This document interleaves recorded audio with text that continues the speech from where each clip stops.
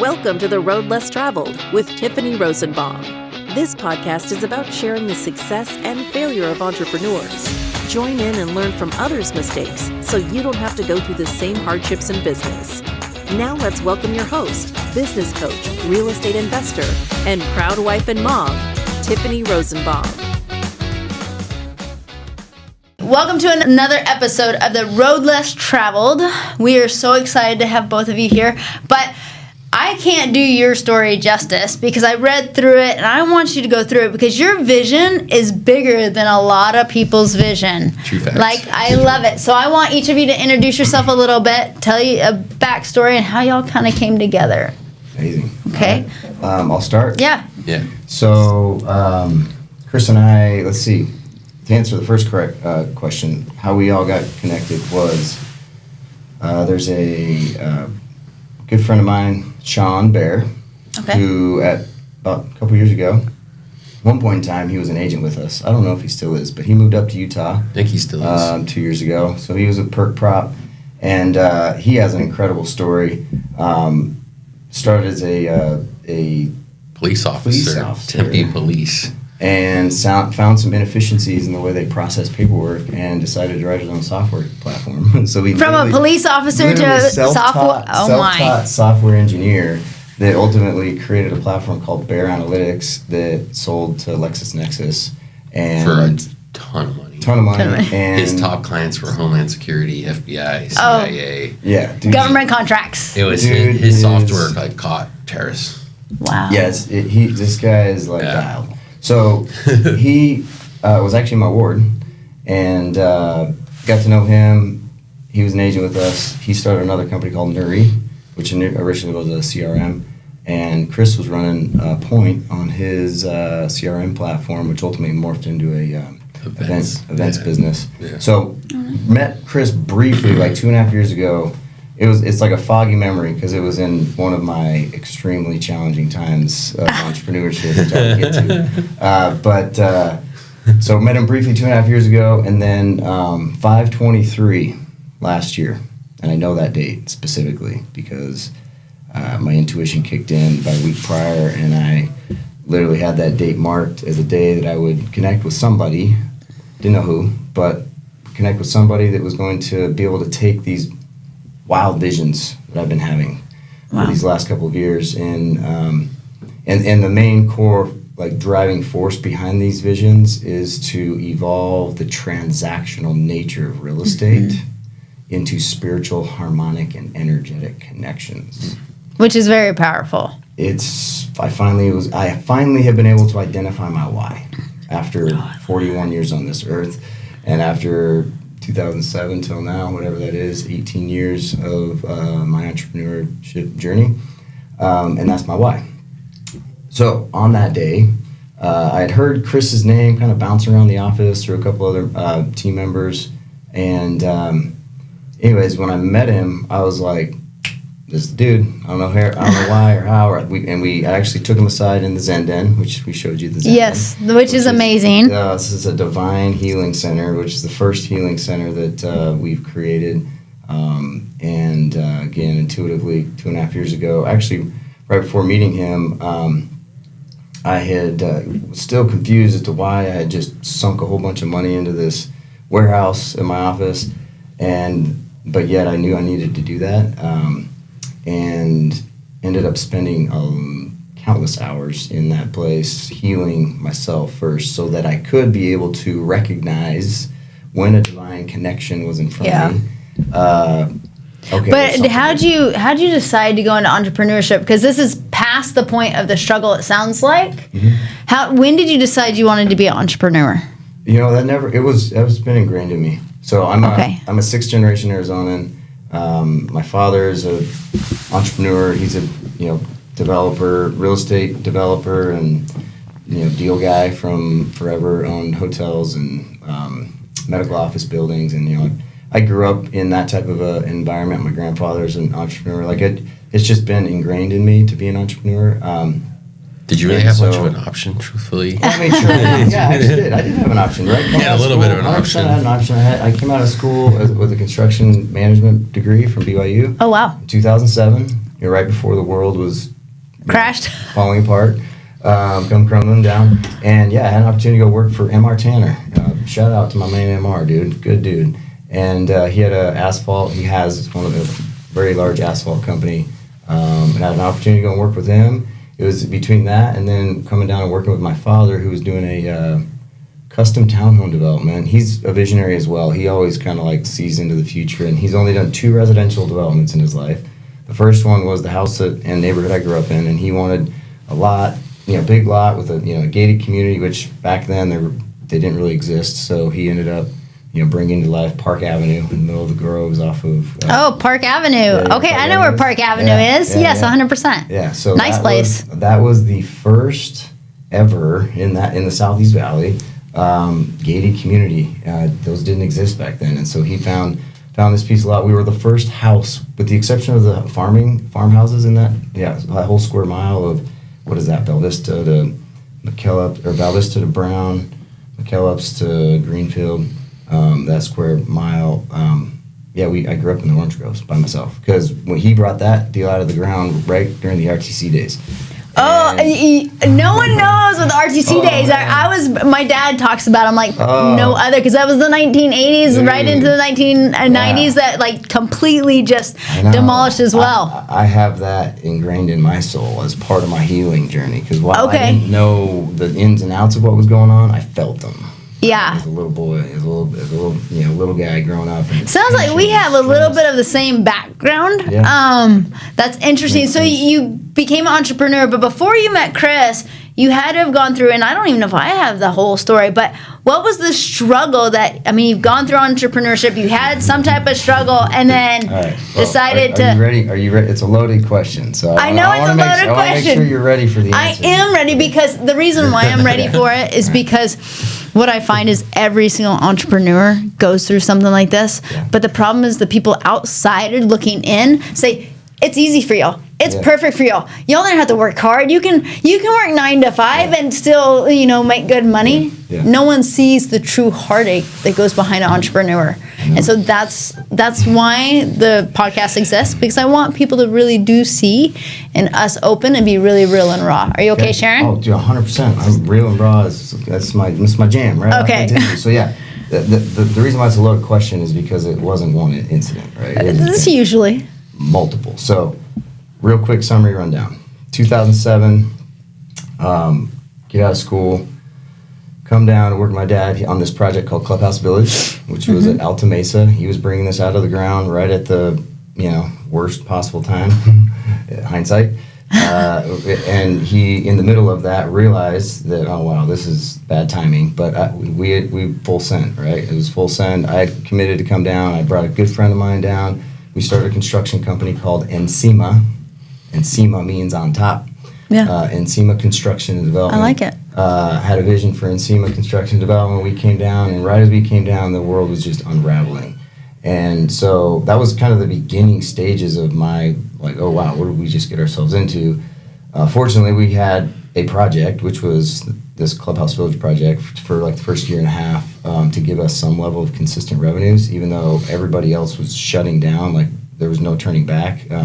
So I grew up, or our first job out of college was literally in the trenches. Like, I'm talking dragging trash pumps through the trenches to pump them out, because when we put in the infrastructure, it was right in the middle of monsoon season. And if anybody in Arizona realizes monsoons, they literally dump in like little pots. It doesn't matter where it is. But that summer, it literally Alta Mesa was where it dumped every time, in the middle of us doing all the utility work. So was that the year that it completely flooded? Like when it was horrible in Mesa, like you had houses flooding. Like it was the weirdest thing. It doesn't happen all the time, but some reason this year, I remember that. Literally filled up the the utilities, floated sewer lines. It was wild. So I got to have that experience from literally ground zero through. We built 5 units and then put the project on ice. So from 2009 is when we kind of brought it out of the ground till in 2010. We had about a year and a half's worth of work there at Clubhouse Village, and then we did 2 other projects. One was for Don Sutherland, the founder of Cold Stone Creamery, good dude. And then we built a little project for Sunshine Acres. So those were the first couple years of like entrepreneurship struggle, right? And me and Spencer, I focused, I also have my real estate license in 2008. First deal I ever did was my cousin Brian Perk, shout out to Sonoran Cat, homie. He and I were office together. So I was doing real estate, Spencer was running the construction company, and we were just doing what we could to survive during those days. Those were tough days. I think everybody was trying to survive during those days. I was, construction day, those contractors in today's world have no idea how it was when 08, 9, 10, it was a grind. People were paying pennies. It was a challenge. So 2011, I was like, this construction thing's not for me. I'm going to full send on the real estate side. I technically wasn't the broker of Perkinson Properties at the time. Is that your uncle? It was my uncle Dave, which when I took the company over, it was called Perkinson Investment Corp. And my father had a brokerage, but it wasn't like his jam. It was more just an internal thing. So when I got it, I said, I'm going to change the name to Perkinson Investment Corp or Perkinson Properties, create more of a retail brand. Up until that time, my father had brought 3 individuals, amongst others. He kind of ran like a co-working space out of the office that we're in. Dallas Tanner, Tom Stapley, Marcus Ridgway were some of the 3 guys, amongst a couple others. Mark Skur, which is my father-in-law, and is also the CEO of another company that is being launched right now, which we'll get to. But we were all kind of officing together, and those 3 individuals that I listed first ended up creating a company called Treehouse Group. So while I was in the midst of Encima construction development, I got to watch firsthand these, creative entrepreneurs doing their thing. Initially bought trailer parks, then ended up rolling it into they were the pioneers of the SFR industry, which Treehouse Group eventually became Invitation Homes. So in 2011, when I decided I'm going to full send in the real estate game, I actually got a call from Tommy. I still remember where I was in Orlando visiting my buddy Paul Brown, who had just launched a self-storage company, which I'll get to in the story, called iStorage. Get a call from Tommy. He's like, we just landed a boatload of money from Blackstone, and we're gonna have a whole bunch of construction jobs. Like, you want to get plugged in? I'm like, dude, I'm out on the construction game, but I'd love to get in on the real estate side. He's like, well, Dallas is running point on that. So it took me, months to finally be able to have an opportunity to get in front of the right guys there at Invitation Homes, and one thing that led to the next, and another close friend of ours, both Dallas and myself, who eventually ended up being my business partner, rest in peace, Todd Farnsworth, I love you, brother. He was working for Invitation as well.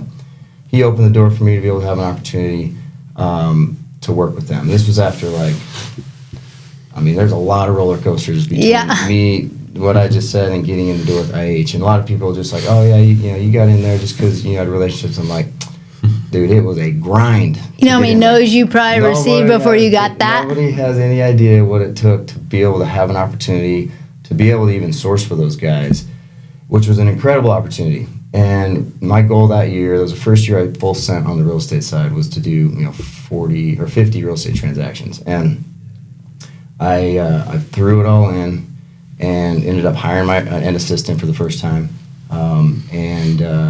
So from January until October of that year, it took me about 10 months to be able to have the opportunity on the IH side. So in October, landed the IH gig and went from doing, again, my goal was 40 in the year to, in the month of October, we closed 50 deals. Congrats. And it was wild because it was my first experience with taking, again, this asset class didn't exist back then. So it's just like we were just full sending offers every which way, no real processes, but we managed to figure it out after many countless sleepless nights. So a lot of times when people come into money that quickly, though, it changes them, or it affects them in a way, and they don't because there might not be processes, and they spend the money wrong, and so then 100%. It's like the money's gone before it actually came in. Did y'all find that? Did y'all? 100%, absolutely. I was some young kid, 29 years old, thinking, "Oh, cool," and of course I had an ego. Of course taking a step back, my why for starting Perkinson Properties, there was some tension between me and my pops, right? The way he raised me was with an iron fist, and that's cool. I love him for it because I would not change anything in my upbringing for the world. This has made me who I am today. and it created some insecurities within me, right? So Yeah. my why for Perkinson Properties was 2 middle fingers at my pops being like, I'm going to show you that I can do this on my own. And so with that energy flowing through Perkinson Properties, and i.e. first and foremost flowing through my body, that led to a lot of disconnected, operations, let's call it. Yeah. Not many processes.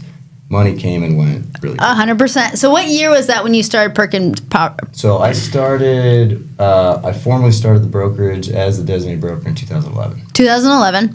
And so you came into that money. Yep. And then obviously there's struggles with that because the money goes as fast as it came. 100%. And that's a big issue because there's no processes. Now, when that happened, did you start building processes and get it up? No. No. I didn't. I was too Okay. I find that a lot. Yeah. I find that a lot. So what happened when the money was going out the back door as fast as it was coming in? Yeah. What happened next? So actually, right after I did the first phase of acquisitions, anybody that understands the SFR games, it's like a full throttle stop. Yes. Full throttle stop. So it was just like this big yo-yo effect of money's coming in, and then and I wasn't disciplined enough and didn't really know what I was doing at the time. So, and at the same time, I had an opportunity to partner with Treehouse, and I brought Perkinson Properties, my whole brokerage, underneath the Treehouse banner and started a company called Treehouse Realty. I remember that one. Yeah, that was me. So, okay. Yeah, me and Mark Skur, we started Treehouse Realty. You got it over 100 agents, I think. Yeah, we rescaled it to 100 agents plus in a year's time. Opened 3 offices. We had an office in Scottsdale, one in South Gilbert, and then the office that you came to in Mesa. And going into that, huge lesson learned there is like I didn't have a vision, I didn't have a purpose, I didn't know my why. I was just starstruck at like, oh my gosh, I get to partner with the Treehouse guys and great dudes, right? Yeah. And there was just a lot of buzz around what was going on, but there wasn't a lot of clarity. I didn't have clarity around what I was trying to do. I wasn't trying to be a designated broker to 100 agents and resi agents that again, like I did residential real estate, but that wasn't really where my heart and soul and passion lied. Like I didn't know where my heart and soul and passion lied, right? I just was doing just to do. I had a lot of energy, still do. Yeah, well, that's why you're an entrepreneur. So when did that end? When did Realty end? Treehouse Realty, we launched that in 2013, and then about in 2015, I pieced out and passed the torch over to Marcus to kind of run and operate that, and I started a commercial real estate company back then called Cresta Commercial Real Estate, and I did that with a good friend of mine, Paul Brown, who I mentioned, who was in the self-storage business.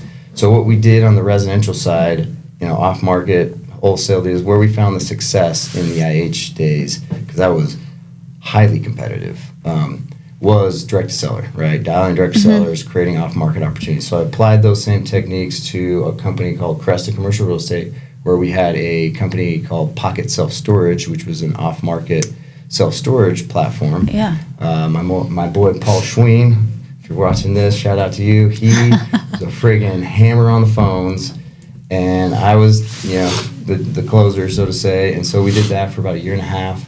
And right after we started doing acquisitions for them, they ended up deciding, you know what, we're going to pivot and we're going to exit. Luckily, through that process, I was able to tee them up with Jeffries, which ultimately ended up taking them through a sale process. So my main horse on the acquisition side decided to exit, but then I got to be involved with seeing kind of what that looks like on a bigger level exit deal. I ended up selling 70 properties.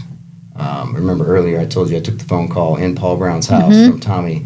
Well, that same dude, from the time I took that phone call until 2016, they had scaled over across the country like 70 properties and had a great little exit to NSA, National Storage Affiliates. And so, but then here I was, again, broker, life of a broker. You're broke. Like, straight up. If you don't have processes, if you don't have systems, if you're literally just living the broker game, which it's run and gun. It's run and gun. The money's going out faster than it's coming in. So you just said something that is so important in any business, processes. 100%. If you don't have processes, so we're going to get to that because I love sitting on this side of it because now I see what you do, and it's like, okay, you're the visionary, you're the integrator. Dude, that's it. I've been looking for my sidekick, my wingman that could like hang with me because I got a lot going here and I got a lot of energy and. Well, visionary does because I'm the visionary, and it's like you got ideas like this, and you got to have an integrator that can say, okay, parking lot idea, or where does this idea go? Because it's like. I gotta rein him in. Yeah, that's how it works. No, and it takes a special individual, the right individual, to be able to like rein in the visionary, right? Yep. Like I went through a number of them, and I love every single one of everybody that's ever worked with me, and I'm grateful for every one of them. And I know that I'm a lot. Like I'm first to admit, I've been told my whole life that I'm a lot. Like I know it, and so yes, okay. We can relate. Yes, 100%. That's okay. Yes, and so it took a unique breed like Christopher Schlierman to be able to fully wrap his brain around all that I had going on, which he didn't even know all of what I'm telling you. Probably still doesn't know all the details because I haven't, trying to like bite-size it now. But yeah, through that journey, so that was 2016, 17, which is awesome. Right at that same time, my man Todd Farnsworth, this is when he and I began the process of reconnecting. We always kind of were in touch, and I give that dude so much props because he's really the first one that opened the door. Yes, I had relationships with the founders of Invitation, still do, founders of Invitation Homes, but Todd was really the one who kind of helped open some doors for me, and he went and got on with Colony Starwood. He was the SVP of acquisitions, or I don't know exactly what his title was, but he was heading up acquisitions over Phoenix, and so he connected me right at the time that the ice storage exit happened.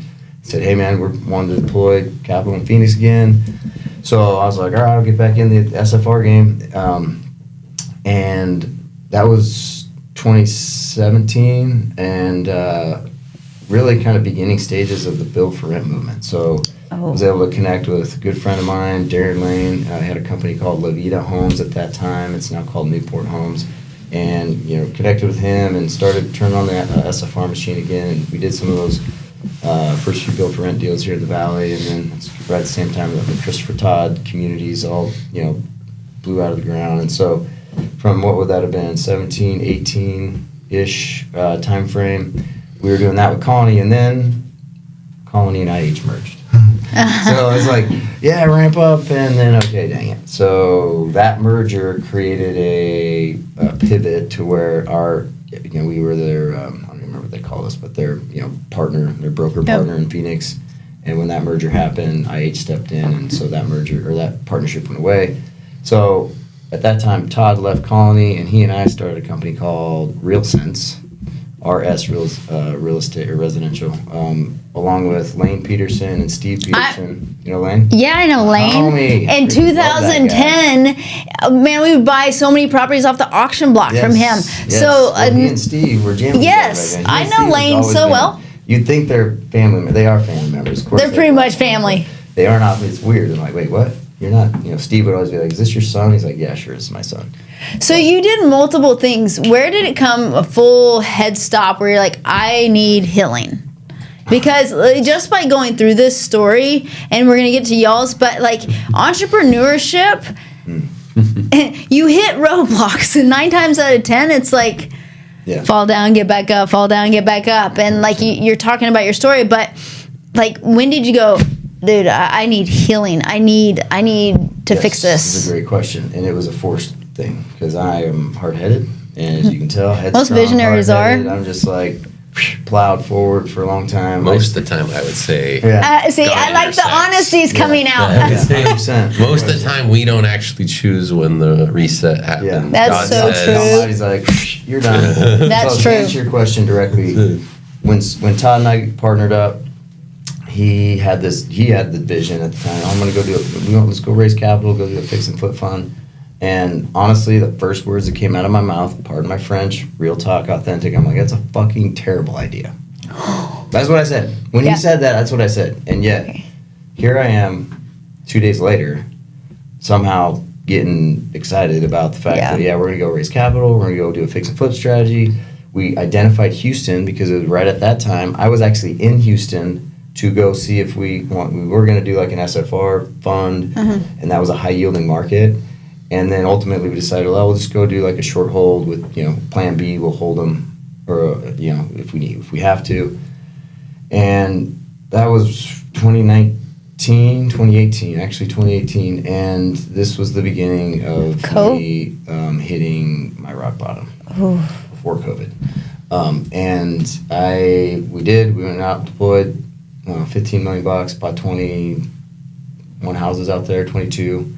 About half of those, a little more than half, were flood homes. Like some of the houses literally had 6 feet of water in them. Oh, wow. Right after the hurricane. Right after Hurricane Harvey. Yeah, Hurricane Harvey hit like 100,000 homes. And so we, amongst many other investors, thought it'd be a great idea. Everybody who went there realized it wasn't that great of an idea. It was a very real challenge to do what we did. But my dad, I love you, Dad. I remember when I was telling him, he's like, I know a lot of people that lost a lot of money in Texas. I'm like, thanks for the awesome advice. I'm like, I hope that's not me. But here's the thing. This is one of the things I learned during that process, right before I reached my broken point, was had I stuck to my gut, plan B was your hold core. them. Yeah, just dude, hold them. But I didn't. I acted in fear. I got frustrated. I got angry. I got mad. I got all pissed off at myself for doing things that I didn't want to do. And I was still in victim state mentality mode, and I was operating in chaos, right? So right at that same time, I actually was up at Lake Powell with my oldest boy, Cooper. I love you, Coop. He's been through thick and thin with me, and ended up breaking my back in front of him. Fell off a houseboat, 3rd floor, landed on the slide, broke my back, bulged 2 discs, cracked my left heel, 2 holes in the right foot because I landed on top of the slide, and I have it on video. Okay, I need that video. This was a youth activity, Is that right? a youth activity? Are you serious? Oh, dude, dead serious. Literally, the reason I was up there was because I walked up there to Trey Malcolm. I love you, bro. You're going to see this someday. To tell Trey, dude, bad idea, because he was standing up there looking at jumping off onto the, 2nd story, full sending the slide. And I walked up there to tell him bad idea, and then I got him, actually, it could be a decent idea. What is it with, guys? This I dude literally is a time warped back to being an daredevil. 18-year-old. I'm a Serious? Okay, he still does that to this day. Those dudes are straight up daredevil. Yes. That's why you're an entrepreneur. day. You're good with I did rest. just full send and break myself 4 months ago, 4.5 months ago. Mountain biking got I'm biking with flipped. my kids, yeah. So you broke your back. He saw it, and then So, this is the crazy part about me. I have an extremely high tolerance for pain, okay? So I didn't know I broke my back until 4 months later. wait. 4 months it took you to months realize you broke your back? Yeah, and that's when God's like, you're done. So, I rolled over, did 10 push-ups. I'm like, I'm good. Major ego hit, right? I'm literally standing around like 15. This is why you're the integrator. This dude's got cortisol just flowing in his... I did have cortisol flowing in my body. And I was just like, I'm good. I just had this mind of just a bulldog, right? That's how I was raised. And slalom skied the next day, went on a hike the next day through Labyrinth Canyon, and had to cut the skin off my feet so that I could walk. And not have sand in between the flap and the holes in my feet. I have that on video too. Todd Bryant Holt, you're the man. Will you check that? I don't know what's going on there. Anyway, so that then led 4 months later to a place where I went into this crazy state of depression, which I'd never experienced that before. Never mind. And deep, dark state of depression, couldn't hardly walk. But I didn't have an option to stop, because this was right. Remind you, this is when everything in my life was falling apart on the business front. Yeah. This is Houston. So everything was falling apart. Everything. Life. Physically broken, financially broken. I realized right at that same time, right after I broke myself, that I'm like, this is a really bad situation in Houston. Todd and I were at odds. At odds a little bit. And I'm like, we went into this, and I'm like, look, man, I get it. It's not good. You go do your thing. I'll make sure every investor gets paid back. I'll make sure every note gets covered. Like, I'm not going to go through. I paid off That's every what this dude investor. does. He literally just takes it on himself. I took everything. I lost $1.5 million. And you let your partner I let walk my away. partner walk, who was the CEO of the company. Okay, hold up. That's I did not know this story, but first of all, I've never seen a partner. Well, actually, I did that once. But it's like, hey, I'll let you off the hook. Let me just take it on and. I'll take it on. Wow, and you paid back every investor. Not one investor lost money, and not one bank went in default. Drained everything I had. My wife was like, "What the?" She was probably not really happy. Probably a little bit of tears My wife is a warrior, and yes, and she kind of knew I don't know if she fully knew, but she knew you were an entrepreneur. Me in high school. Yeah. So say shout out to Casey. Mad shout out to Casey. I love. Is that your wife? Yes. Aww. She's the best. Okay, so you paid back all your investors. What year was this in? This was 2019. So from 2019, 2020, right before COVID, was when I paid off my last investor and finished the last house, which I will buy someday, manifesting. I love Epic it. House on Camelback. Literally did this epic remodel, even though it could have been way better had I stuck to the original plan and followed my gut and the people that came into my life to help me. But that's another story. But yeah, it's right on Camelback, Echo Canyon. That was the last flip that I did. And all the other ones were in Houston, and I bought one, and it literally Mummy Mountain, Mummy, whatever. It's like Camelback, and there's literally like Monk. Oh, okay. Monk rock. There's like a rock that looks like a monk, which is also ironic.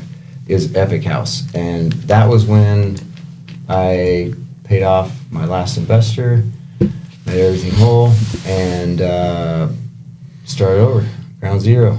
Walked in with Progress, did acquisitions with Progress for a little bit, which is where I got to know my current business partner, which we're in the process of going through. I'm buying her out right now. She's freaking rock star, incredible operator, and a powerhouse.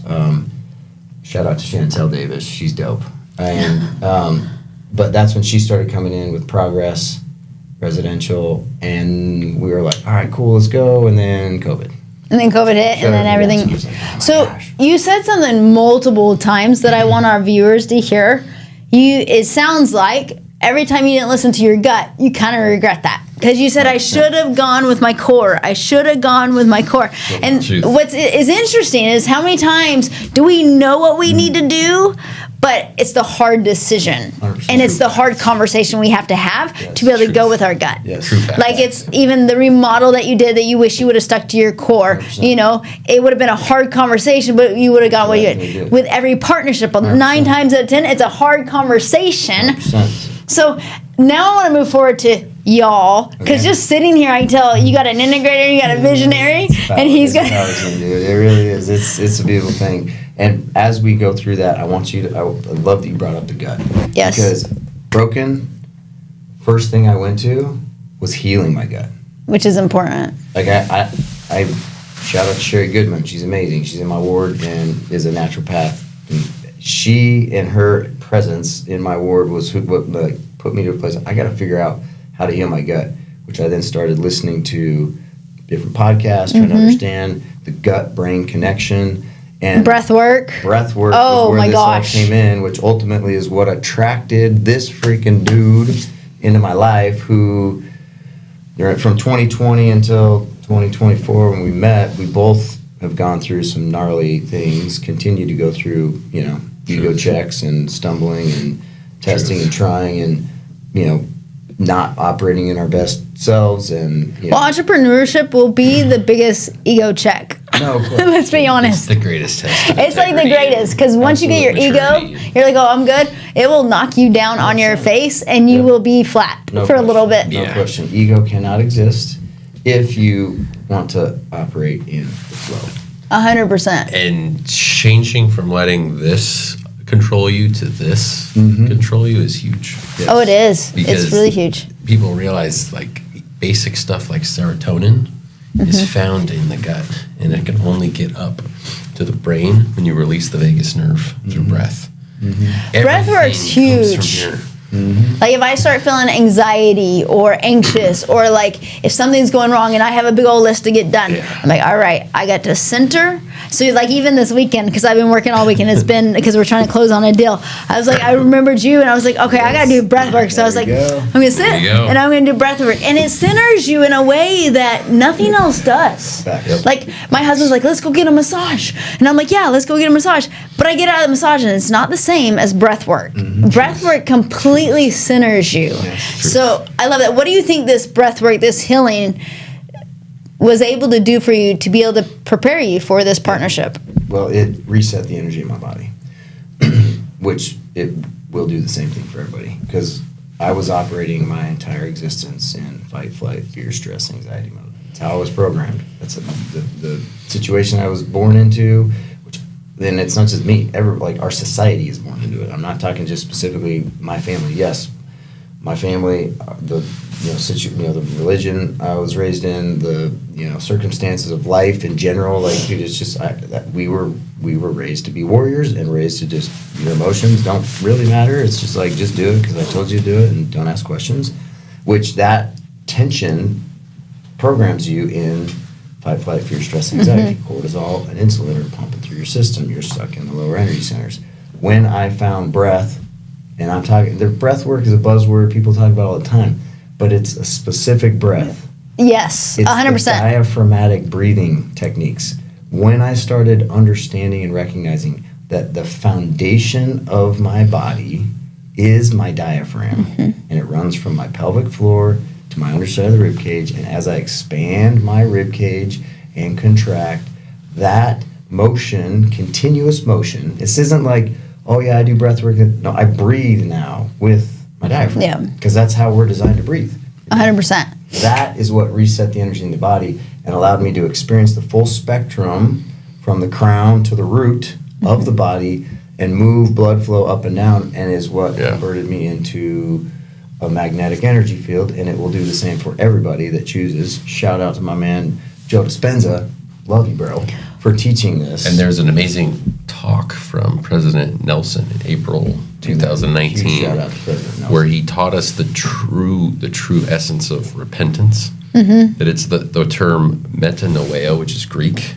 Oh, I like it. It stands for change of breath. Yeah, meta means change. Change means noeo, change. Noeo is breath, mind, knowledge, and spirit. What's interesting, we're meant to breathe one way, It's but if you look at anybody, no one breathes how they're supposed to breathe. If you look at anybody that's tense, what do? They stop breathing. It's like, it's the short breaths usually. And their mouth breathing. And their mouth breathing. So if they learn how to deep breaths and use the diaphragm, it's a calming. It's so interesting takes to watch. You out of the sympathetic nervous system and into, which is fight, flight, fear, stress, anxiety, and into the parasympathetic, rest and digest. It's like, wow, I learned that. Dang, that's so. To answer your question, I became disciplined to that practice, and again, back to the Zen Den, I had this intuitive moment where when I had a little bit of money, I was told, you're building healing centers. I'm like, okay, cool. Well, I'm going to start with my office. And I built out the warehouse, which you've seen, into the Zen Den, meditation room, sauna, ice bath. I do diaphragmatic breathing exercises and yoga there. And spent about 18 months just I was impeded from being able to practice transactional real estate. I couldn't do it. Overwhelmed with anxiety, with stress, with fear. Anytime I'd try to pick up a phone or send an email, I couldn't do it. And so I just started meditating. And that was when I learned the science and physiology of the breath, which led me to a number of experiences. I got connected with Altar Call, Ryan Blair, super homie, love you, bro. He's a mentor, coach of mine. And then I started putting on these workshops, which attracted some different people into my life, and then I met this dude. So why was he such an integral part in your vision now? Like, why you'll hear this? Why don't you just do it by yourself? Because we're not designed to do things by ourselves. I love the quote. It says, if you want to go fast, go alone. If you want to go strong and grow, you go with people. That's it. Like, we're not designed to do things on our own. No, we're not. Ego. Like, straight up. I agree. Like, recognize what you're good at, recognize what you're not, look yourself in the mirror, realize that everything in your life, good, bad, otherwise, is your creation. So don't blame anybody else. Are you the one that said this? Create a good day? I don't know. I believe in this a lot. I say it every day, actually. And you know how we say have a good day? Mm-hmm. But create a good day. Create a day. That. Yeah. Make a good day. It's all our decisions that make it, right? It's not have a good day because your decisions determine if you have one or not. 100%. I don't believe that anything happens to you. You create everything in your life. Amen. Because we're creators. We are Yes. we are divine creators, and that's what it is. And so I didn't say that, but I did say when we were there, one of the things I say every day, I am evolving out of consumption and into creation. Right? Oh, 100%. Unless you make an intentional effort to not consume, and that can be literally breath, that can be whatever you're drinking, eating, whatever, that can be whatever you're watching, scrolling. If you got stress and cortisol running through your system, you're consuming. You are consuming. So be a creator. Like you talked about how you used to be a victim and you used to be like the victim mentality. Yeah. That's where we go, life happens to me. I can't change. I had a horrible day today. Well, why? Because someone did this. We have dictation of what we want and what we can create. And that's why I love talking to y'all, because you're the same mentality. It's like we get to create what we want 100%. And no one gets to dictate what kind of day we have. 100%. So, and I realized that what happened to me was I started recognizing that I was holding on to resentment, right? It was resentment. It was a closed heart. It was resentment. It was frustration. It was really, and I was able to boil it all down to the connection with my father. yeah. And last year, thank you God. We've had some epic third therapy sessions. Oh man, we've had some amazing therapy sessions. But it was last year. God provided me an opportunity to be at Abandoned Inns with my son and my father on his 65th birthday. Literally got dropped in my lap. I didn't plan this. I got dropped in my lap, and I found myself at Abandoned Inns. And the game of golf with my father carries some tension. Well, you're not only a visionary, you're probably very competitive at very the same. Very competitive. They're a very big golf family. Very big golf family. Oh. Very big golf Shout out to JP, just won the club championship out of Whisper Rock. So he's a dialed-in golfer, and that was his dream, and I love it. But for me, it would create a lot of tension. And then I finally recognized and realized, dude, I need to let me let this off. Whatever angst I have in me, just let it go. Yep. And the moment that I was able to let that go, the reason I bring that up is because that was in March. And then 2 months later, I was finally open enough to be able to just receive. And that's when you met Chris. That's when I met Chris. Wow. Yeah. You notice how, everything happens in a timeline, and if we allow it, we can create it. But I want to switch gears just a little bit, Chris, because I want to ask you, I would call the integrator, the number 2, someone that's so intricate in a business, you have to have them. How do you rein him in? Because every integrator has to know how to rein in a visionary. Oh, it's been an evolving process of myself having to be more authentic. Oh, I like it. As I improve my ability, as I heal myself, become more authentic, and find my strength, I can call them out. 100%. You know what you just said, though? That's so interesting. I posed the question for you to talk about him, and he turned it around and talked about himself. He said, I had to become more authentic. Yeah. It always starts with yourself. It does, but do you know how many people go 100%. point the finger? And I love that you said I had to become more authentic. I had to. It was the only way I could, because my background with businesses was I've always found levels of success with business, but the thing that would always get in my way was ego and being able to just be authentic and say what needed to be said. That always got in my way. So were you a people pleaser then? Were you afraid of the hard conversations? Is that what? Oh, yeah. Mega. So many people are. Because you're afraid you're going to hurt someone's person. Same way. Oh, 100%. I think every entrepreneur has to learn that actually being a people pleaser is actually a detriment to both sides. Massive detriment. You know? Massive detriment. I mean, in all aspects of my life, relationships with spouse, cousins, parents, employers, investors, everybody. People pleaser, did not want to disappoint anybody and would just want to take it on, but would actually be the death of every relationship I've ever had.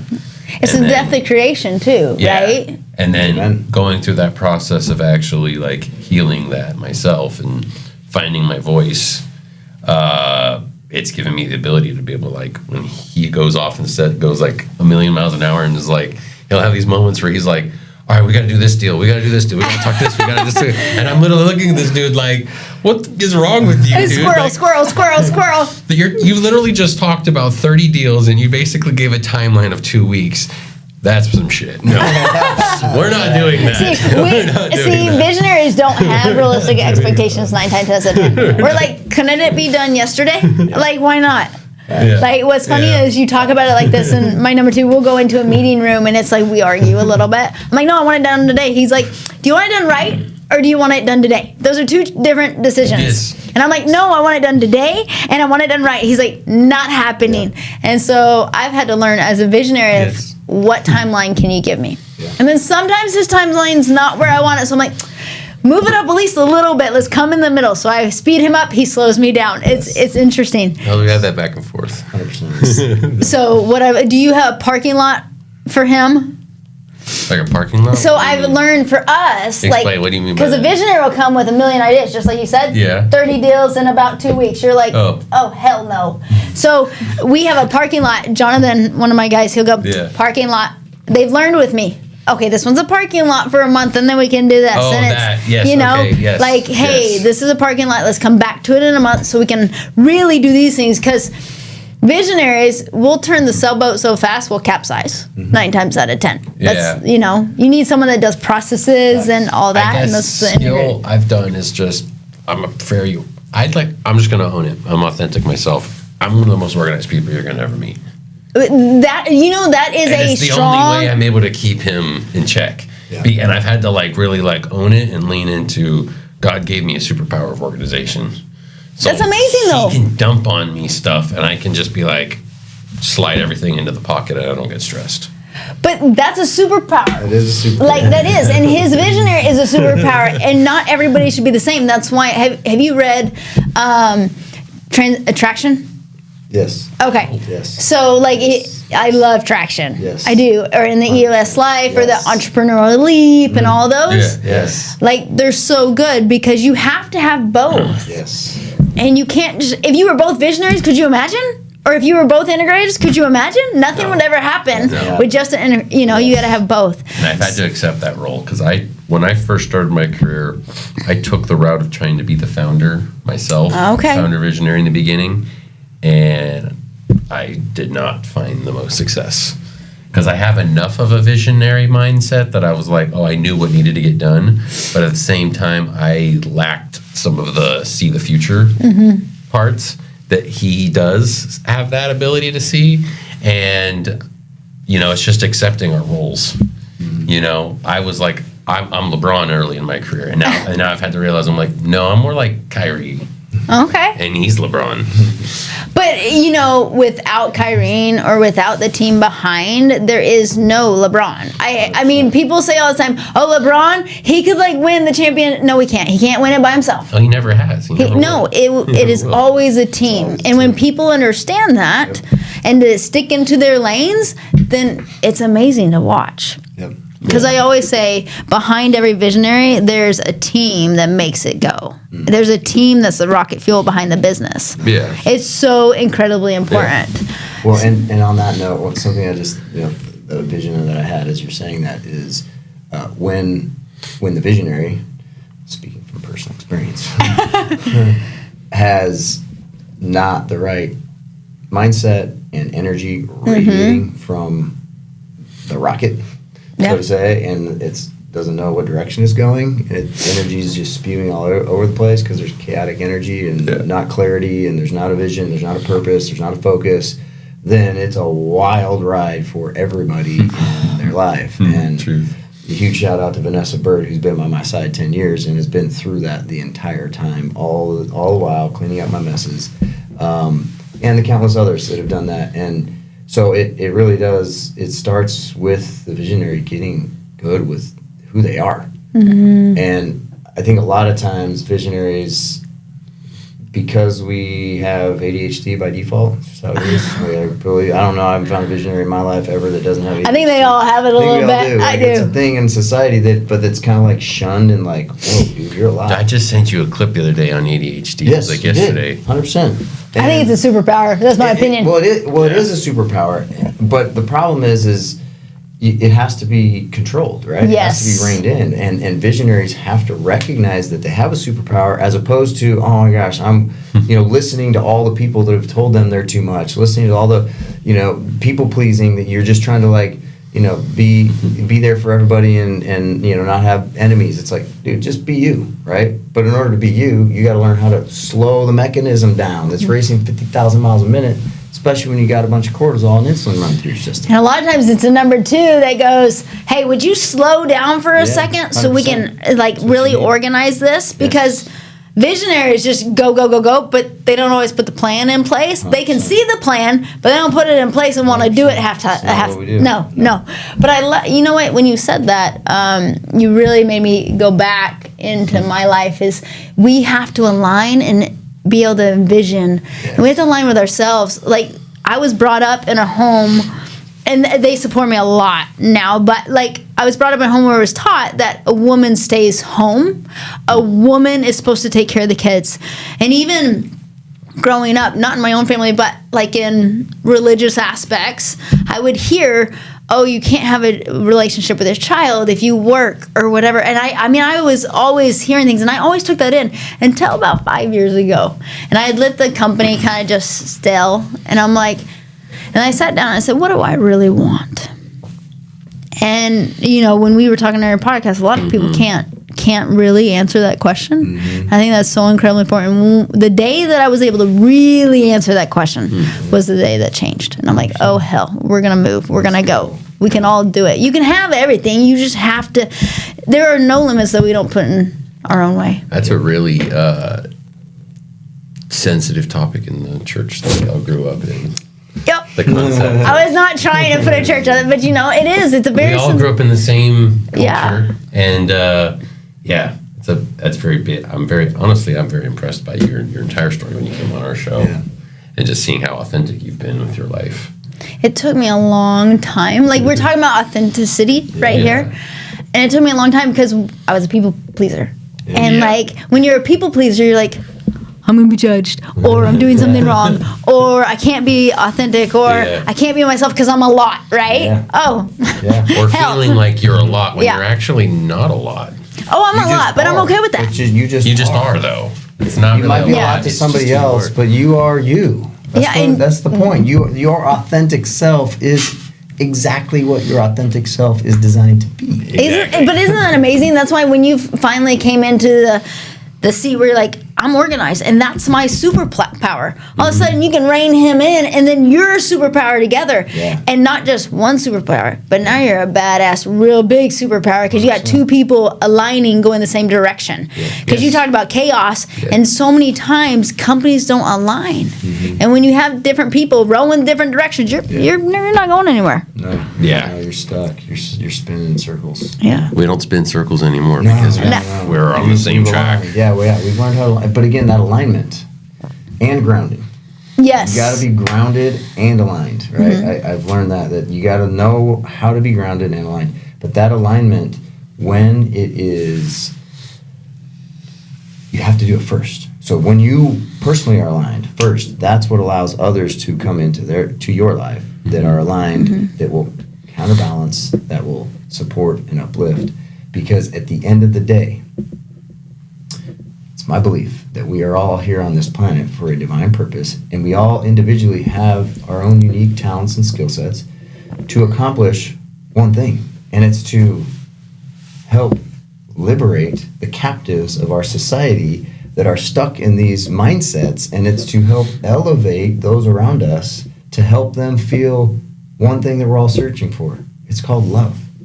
It's so the true. most powerful energy on this planet, and it's the one common denominator that connects all of us. We're all seeking it.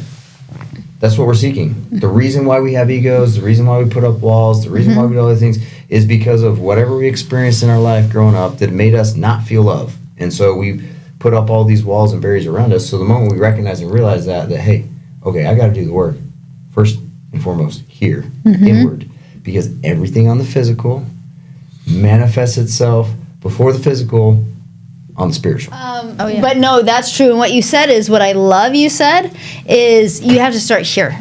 Because I don't think you can truly be loved if you don't love yourself. If you don't love yourself. Like, unless you're authentic, how is anybody else going to truly love you? Yeah. Because you're putting a face up, and that's not you. So it's not loving you. Truth. Yep. So, 100%. Have you read the book, The Four Agreements? Did we talk about this? No. Don Miguel, right? Don Miguel's his name? Don Miguel Ruiz. The Four Agreements. Profound book that opened my eyes to this concept of John 1:1. In the beginning was the Word, and the Word was with God, and the Word was God. So if you find yourself speaking words that are negative about somebody else, it is merely a reflection of how you feel about yourself. Yep. Straight up. I've had to learn that myself countless times. Yep. We grew up in a society and a culture, whatever, that there's a lot of speaking ill behind the scenes, and it's like whatever. I didn't recognize and realize that until recently, until I read that book, Four Agreements. To be impeccable with our word is the first agreement. Recognize and realize that the words we speak either create or they cast a spell, a dark spell, if it's negative. And if it's positive, then you create. And so for me, as I started recognizing and realizing, like, okay, how do I explain the things that are happening in my life? Am I speaking ill about somebody else? And okay, I'm check myself. Check yourself. You are in victim state mentality mode. How can you rephrase that in a way that represents you having compassion on that individual by having compassion on yourself, because ultimately they're reacting to something that you said or did or whatever, right? And so that's a book that I highly recommend to anybody who's trying to find. I love it. And while he's going through that, last year around that same time, like February, March, April, I got introduced to this concept called the imago theory. That's the concept of all of us are on this journey of image matching with God. Yes. And that it doesn't matter, and that this doesn't matter how good your parents were. You have childhood wounds. You have scars from your childhood. It may not even always come from your parents. It could come from siblings or teachers or whatever. Like, whoever were, like, authority figures in your life. You have wounds from that. But all of us are on this mission of image matching, and you have to heal those wounds. You do. As part of that journey to image match with God. And the concept is that those wounds will come and get reflected in your relationships as you get into like your adult years. And there are actually opportunities for you to take accountability for yourself and heal. And if you don't take accountability for yourself and heal, you'll just keep repeating the same lesson. You'll just keep meeting the same type of person over and over and over again, same opportunity over and over and over again. Well, you said something, accountability, right? Exactly. Like, we have to take accountability for the actions we take instead of trying to put it off on someone else. And looking back on my own life and realizing, like, that same type of scenario just like kept popping up. And it was like, okay, time to actually like do the healing and the work to fix it.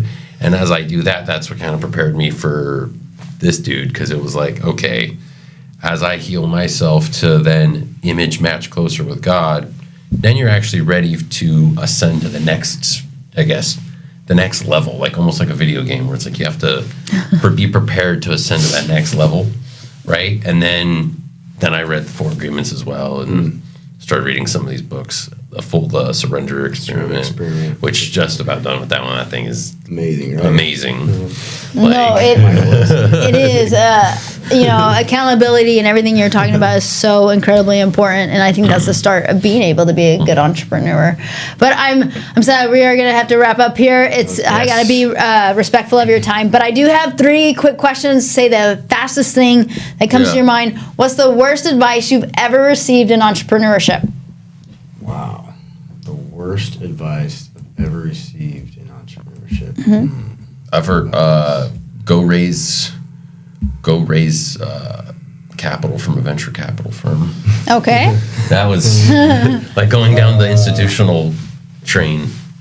That